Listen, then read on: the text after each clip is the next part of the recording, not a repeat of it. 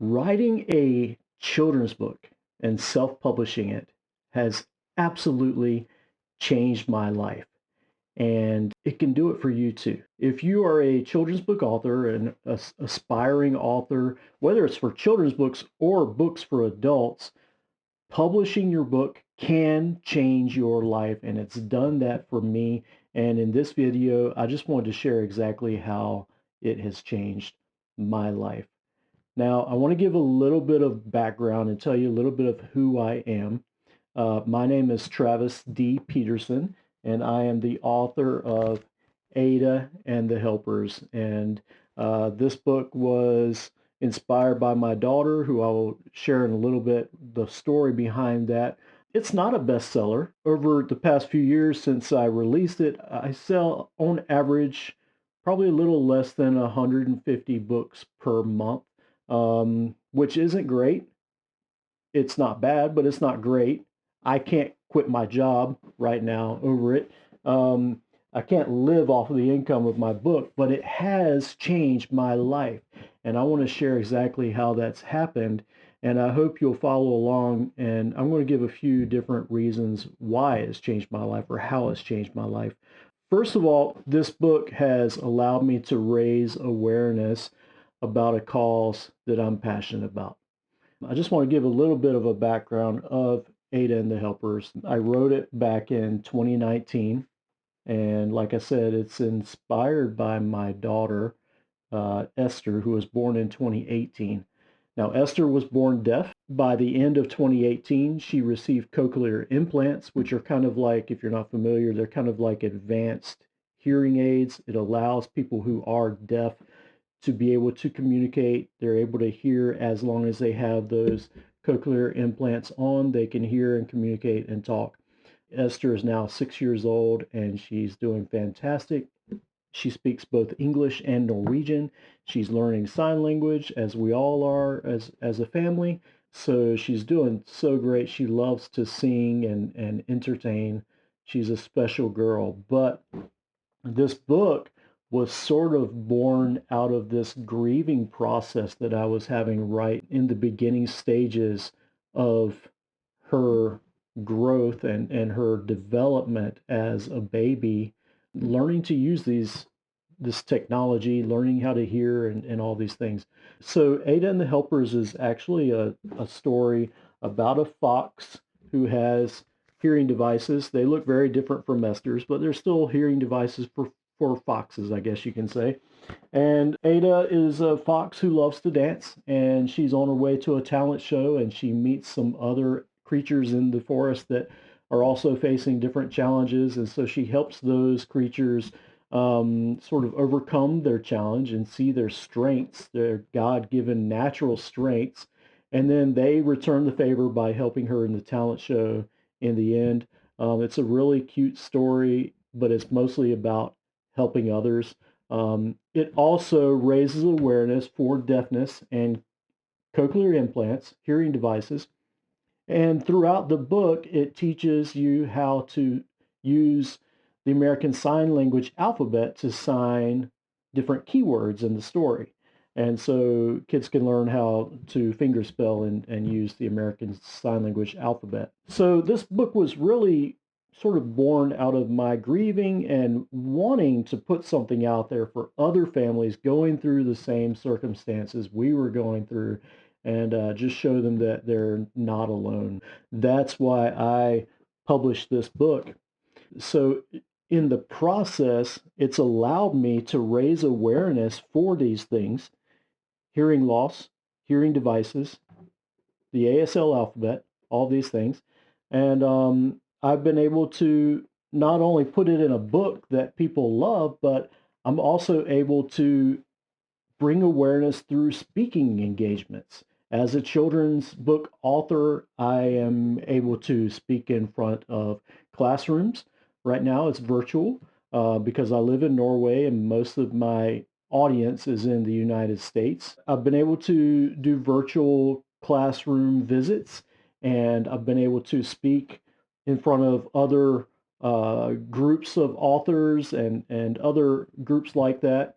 So that's really how I've been able to raise awareness for this cause that I am very grateful for. So if you are a children's book author, or if you're an author and you're working on your manuscript and you're passionate about something, like an illness or a disease or a disability or something like that that you want to bring awareness to, that is an awesome opportunity to bring awareness is through a book that you've written. The second way that Ada and the Helpers has changed my life is that it has allowed me to change other people's lives. And I don't mean just through raising awareness. One way that it has allowed me to change other people's lives is it's connected me with children who have cochlear implants. They don't need to have awareness for cochlear implants. They have cochlear implants. So they see a little bit of themselves in the character of Ada the fox. And when children with a disability or with an illness or disease or something, maybe they're a cancer, fighter or survivor, and they see a book about cancer survivors for children, it's a way to connect them with the character, and they love that. It could be for, healthy kids as well without any challenges or anything to overcome. If they're able to connect with the character in some way, it's just a beautiful thing, but especially for representation for different, like I said, illnesses, diseases, disabilities, different things like that. For a child to be able to connect with the book, um, it just kind of shows them that they're not alone. And what a beautiful thing that is. And they really cherish stories like that, where they can kind of see a reflection of themselves in the book, if that makes sense. Um, Another way that my book has changed people's lives, especially children, is I have had parents tell me that this book is their child's favorite book. Like, these are, like I said, normal, healthy kids, not kids with cochlear implants or any other sort of disability, but it's their favorite book. And that's because it is sort of this heartwarming story about helping others. And it's a beautifully made book. I have beautiful illustrations by Melissa Fisher. It's a well-crafted book, well-designed, well-printed. And regardless of all of that, there are kids who absolutely love my book, and they pick it up off the shelf every day. They want to read it before bedtime every night. And what an amazing experience that is, for me as the author of that book, to say that, I've been able to touch the lives of kids through a heartwarming, wholesome book that they love. And one more way that my book has been able to change others' lives is that it is educational. Like I said, it teaches the ASL alphabet. So I have parents who have sent me pictures of their kids practicing the ASL alphabet while they're reading the book. And they're learning that alphabet, they're learning how to use their hands to talk or to communicate through the ASL alphabet. And that's a basic thing that I think we should all learn how to do, whether it's American Sign Language or the sign language of your own country and language. It's a beautiful thing to be able to use sign language, and I love that I'm able to teach that through my book in such a simple way, and kids love to do it. It's a way to interact. It's a way to interact and learn and do something new as they're learning the story. It's also given me a chance, as I said, to get in front of classrooms and teach something to the classrooms. I had my first virtual author visit actually earlier this year with several schools in across a few different districts in Iowa, and I was able to not teach the ASL alphabet, but just share the good news, so to speak, of being able to help others. And what a beautiful lesson that was. And so you can use a children's book or you can use an adult book to be educational. It can be entertaining, it can be educational, it can bring awareness. And my book fits all of those buckets so well. And it's my first book. I had never written a book before that. And yet it's been able to do all of these things. Now, one more way that Ada and the Helpers has changed my life is it has increased my income. Now, they say that on average, most authors' books probably sell in a lifetime 250 copies, maybe 500 copies. If you're able to get beyond that, you are sort of the select few authors who you might say are successful. And I think I mentioned this in the beginning of the video. I'm not a bestseller. I sell on average about a little less than 150 books per month. And that's since its release in February of 2021. Now, I will say that this year, 2024, since the beginning of the year, I'm averaging closer to 190, almost 200 books per month. So I'm seeing quite a large percentage increase. Now we'll see if that carries through for the rest of the year or not. But you know, for it to be a book that's over 3 years old now, and I've been able to see steady growth in the sales since then, I think that's a testimony to um, how much kids love the story. So that's really great. They're telling other people about the book, and I've been able to get it, you know, into the hands of more and more families and children who love the story. Um, so it has increased my income. Like I said, it's not something I can quit my job over. I am not a full-time author by any means.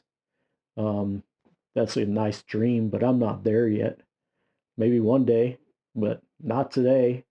Um, but I do have regular book sales, and it brings in a nice little steady stream of income. Another way that it has increased my income is because of this book, it's changed my own self-employment. I've been a freelance graphic designer for several years now. Um, a few years before I wrote this book, I started this freelance company designing logos and different materials for churches and ministries at the time, and it just didn't really take off. It was kind of really slow. I wasn't really bringing much income in, but after writing and producing this book, after publishing it, I suddenly found a new niche or a new community that really needed my services. And so then I was able to start serving other authors and designing their books for them and helping them to produce their own books. And so the publication of my own book brought me into this new community where I could help other authors and produce their books. So that's one way that it's also helped me to increase my income. And now not only am I designing books for other authors, but I am coaching authors in the whole self-publishing journey. And so it's just, you know, it's been an amazing ride so far. And the last way that it's increased my income, or one way that I've been able to increase my income along with the book is through this YouTube channel. This I would not have this YouTube channel if it wasn't for this book and if it wasn't for my freelance business. The main part of this channel is what I call the Coffee and Kidlit Show, which is a podcast that I have here. Let me tell you, each episode I've had has really spoken to my heart and taught me so much. I've been able to go into deep conversations over children's books that are, 32 pages, 40 pages sometimes. Um, I've been able to have such life altering and thought provoking conversations with other children's book authors. And it's been really fantastic. And then through that podcast channel or YouTube channel, people find their books, but they also find my books. They find out about my services as a book designer and author coach. And so they reach out to me, and so it increases my income that way. And that's all because I wrote this book. So, yes, writing a children's book has changed my life and made me for the better. Not only has it increased my income, which, by the way, I put that last because it's not the most important.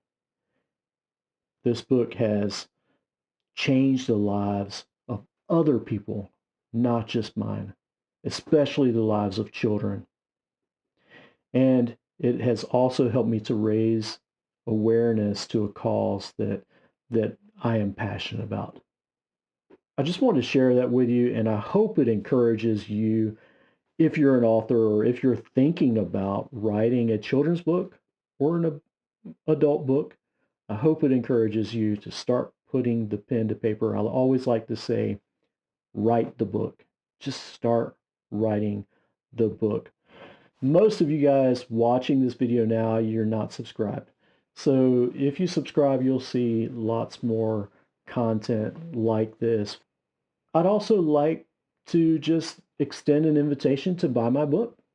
If it's something that interests you, if it's something that you think your children would like, you can order my book at launchmissioncreative.com. That's my business website.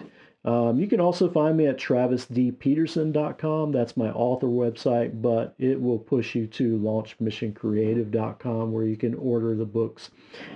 My books are also available on Amazon, and you're welcome to order them there as well. But I'd encourage you to get the hardcover.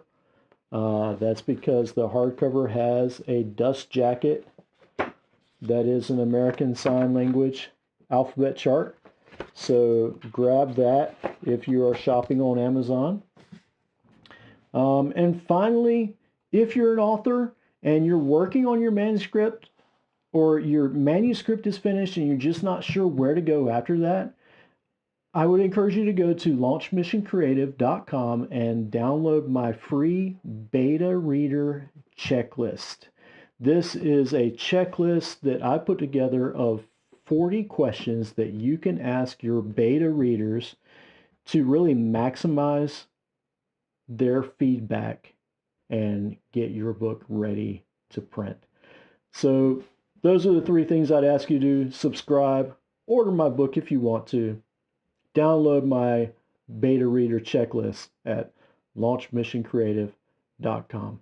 I hope this video was helpful for you and encouraging to you. And until next time, go and write the book.